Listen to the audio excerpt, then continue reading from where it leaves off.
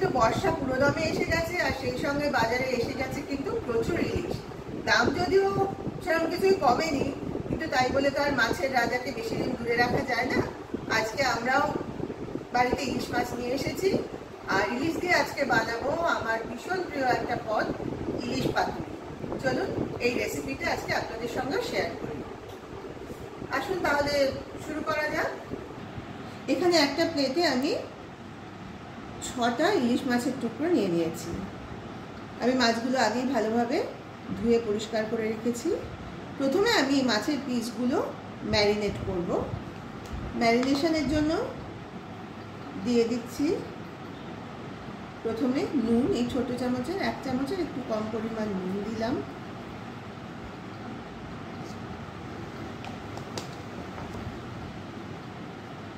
এবার দেব হলুদ। এই বড় চামচের 4 ভাগের 1 ভাগ মতো হলুদ আমি দিয়ে দিলাম।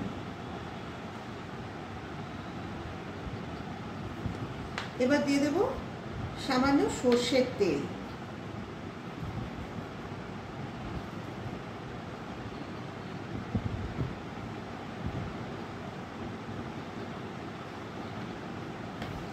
এবারে নুন, হলুদ আর সর্ষের তেলটা মাছের প্রত্যেক পিসের সাথে খুব ভালোভাবে মাখিয়ে নেব।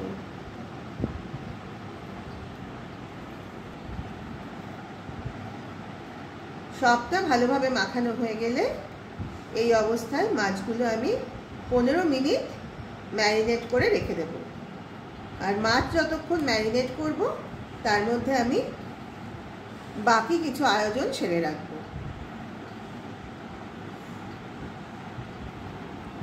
মাছগুলো ম্যারিনেট করতে দিয়ে দিয়েছি। এবার দেখুন আমি এখানে নিয়ে নিয়েছি 2 চামচ কালো সর্ষে, 2 চামচ সাদা সর্ষে আর এই বড় চামচের 1.5 চামচ মতো পোস্ত। এই মশলাগুলো আমি একটা মিক্সারের জারের মধ্যে দিয়ে দিলাম।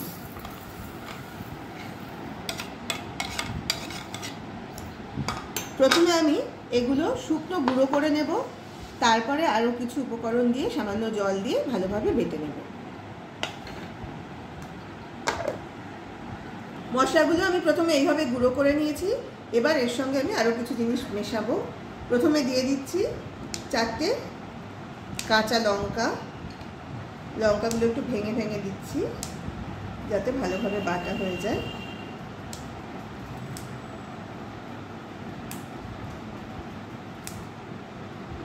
এবার দিয়ে দিচ্ছি টক দই।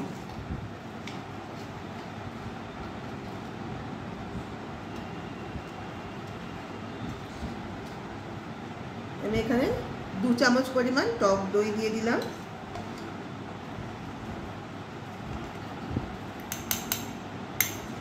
এবার দিয়ে দিচ্ছি স্বাদ অনুযায়ী নুন।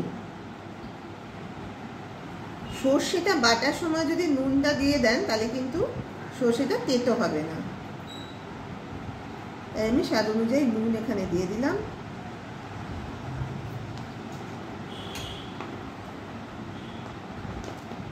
এর সঙ্গে দিয়ে দিচ্ছি সামান্য হলুদ গুঁড়ো।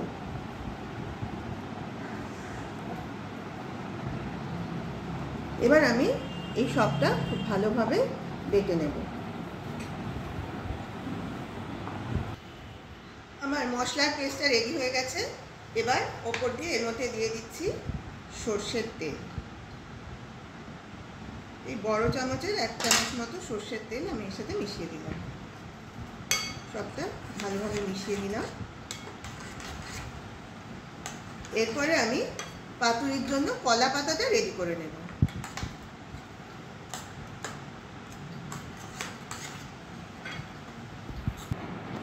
এখানে দেখুন নিয়ে নিয়েছি কলার পাতা। আমি এই কলার পাতাগুলোকে ছোট টুকরো করে কেটে নেব, যেগুলোর মধ্যে আমি কিন্তু মাছের টুকরোগুলোকে মুড়ে পাতুরি বানাবো। এই পাতাগুলো প্রথমে মাপ করে কেটে নিয়ে তারপর এতে একটু সর্ষের তেল মাখিয়ে একটু আগুনে সেঁকে নিতে হবে, তাহলে পাতাগুলো নরম হয়ে যাবে। যখন মুড়বো তখন পাতাগুলো ফেটে যাবে না।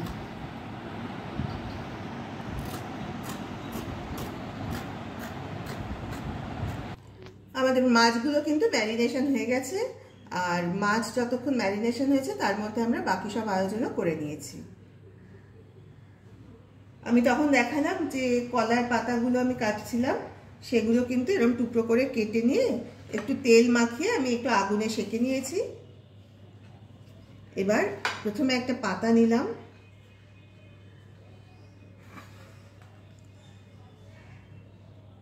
একটা মাছের টুকরো নিলাম,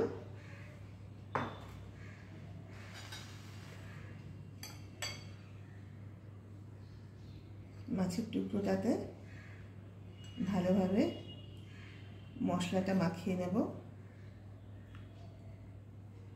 নিয়ে মশলা মাখা মাছটা আমি এইভাবে পাতার উপর রাখলাম। এর উপর দিয়ে দিচ্ছি একটা কাঁচা লঙ্কা,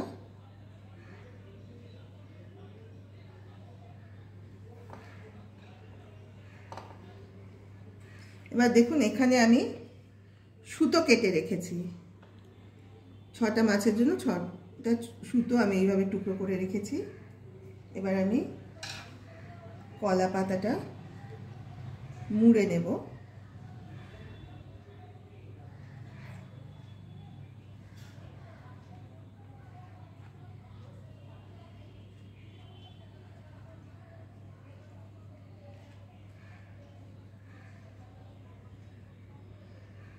কলা পাতাটা এইভাবে মুড়ে আমি এই সুতোটা দিয়ে বেঁধে দেব।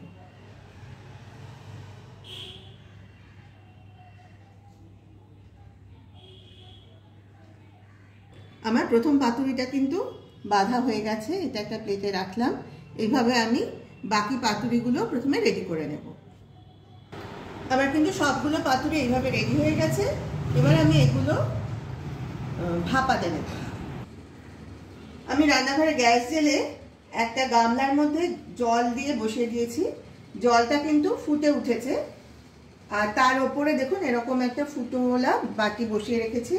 এবার আমি এই পাতুরিগুলো এই বাটির মধ্যে একে একে দিয়ে দেব।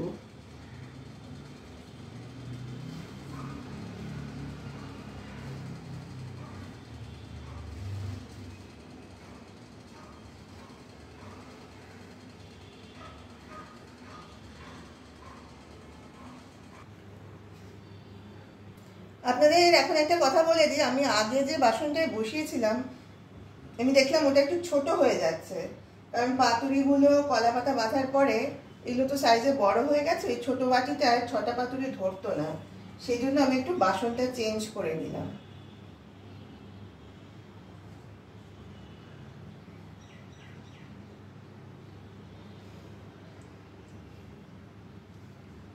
এবার একটু বড় একটা এরকম ফুটো ফুটো বাটি নিয়ে তার মধ্যে আমি 6টা পাতুরি দিয়ে দিলাম।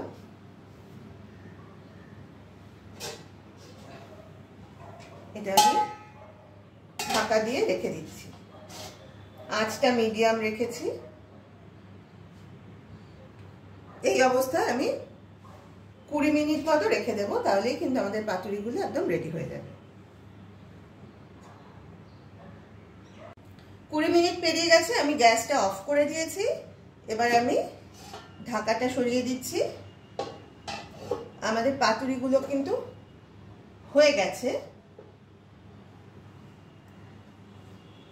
আমি এবার একটা প্লেটের মধ্যে এগুলো নিয়ে নিচ্ছি।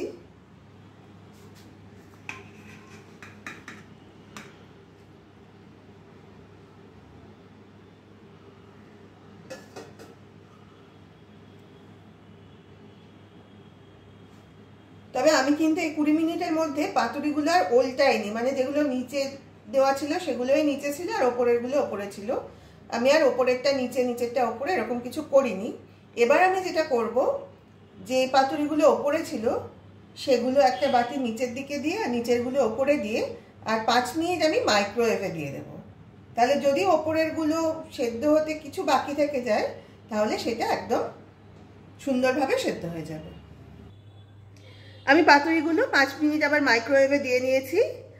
5 মিনিট হয়ে গেছে। আমি এখন পাতুরিগুলো বের করে নিলাম। এবার আমি একটা পাতুরি আপনাদের প্লেটে নিয়ে দেখিয়ে দিচ্ছি কীরকম হয়েছে। একটা পাতুরি প্লেটে নিয়ে নিলাম। এবার কলা পাতাটা খুলে নিতে হবে।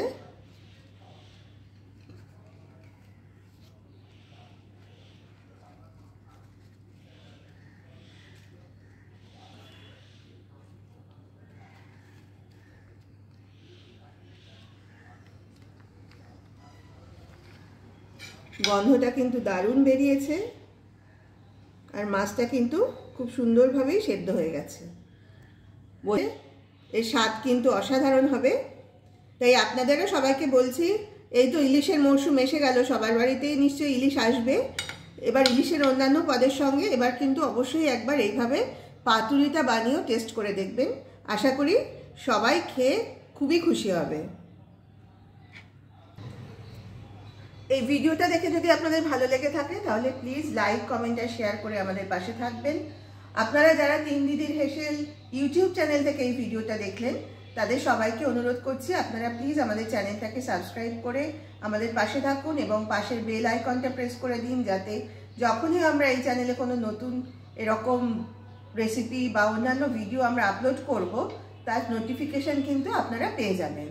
আর যারা তিন দিদির হেসেল ফেসবুক পেজ থেকে দেখছেন তাদেরকে অনুরোধ করছি আপনারা প্লিজ আমাদের চ্যানেলটাকে ফলো করুন এবং অবশ্যই লাইক, কমেন্ট আর শেয়ার করে আমাদের পাশে থাকুন। আর আপনাদের কমেন্টের অপেক্ষায় আমরা সবসময় থাকি, কারণ আপনাদের কমেন্ট কিন্তু আমাদের আরও নতুন নতুন ভিডিও তৈরি করতে উৎসাহিত করে। আজ তাহলে এই পর্যন্তই, সবাই ভালো থাকবেন। আবার খুব শিগগির দেখা হবে একটা নতুন ভিডিও নিয়ে। নমস্কার।